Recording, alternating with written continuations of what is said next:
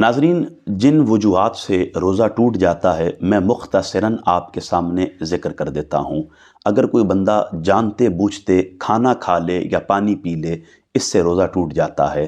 روزے کا علم ہونے کے باوجود کوئی بندہ مبالغہ کرتے ہوئے اس حال میں غرغرہ کرے کہ اس کا جو غرغرے کا پانی ہے حلق سے تجاوز کر جائے تو روزہ ٹوٹ جاتا ہے۔ کوئی بندہ ناک میں پانی ڈالتے ہوئے مبالغہ کرے اور پانی ناک کی نرم ہڈی سے تجاوز کر جائے اور اسے روزے کا علم ہو، اس صورت میں بھی روزہ ٹوٹ جاتا ہے۔ کوئی بندہ مشت زنی کرے، اس سے روزہ ٹوٹ جاتا ہے۔ مرد اور عورت آپس میں جماع کر لیں، صحبت کر لیں، اس سے روزہ ٹوٹ جاتا ہے۔ اگر کسی بندے کو قے آ رہی ہو اور وہ ایک لمحے کے لیے قے کو روک کے اندر کر لے، اس سے بھی روزہ ٹوٹ جاتا ہے۔ کسی بندے کو بلغم میں تھوک کے ساتھ خون آ رہا ہو اور وہ خون کی جو بلغم ہے اسے روک کر واپس اندر کر لے، اس سے بھی روزہ ٹوٹ جاتا ہے۔ اسی طرح اگر عورت کو حیض کا خون دوران روزہ آ جائے تو اس کا روزہ بھی ٹوٹ جاتا ہے۔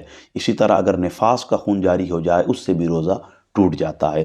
تو اس کے علاوہ بھی بہت ساری ایسی چیزیں ہیں جن کا تعلق بنیادی باتوں سے ہے۔ اب وہ ضمناً جو یہاں آ گئی میں نے انہیں ڈسکس کر دیا، یعنی یہ چند چیزیں ہیں جن سے روزہ ٹوٹ جاتا ہے۔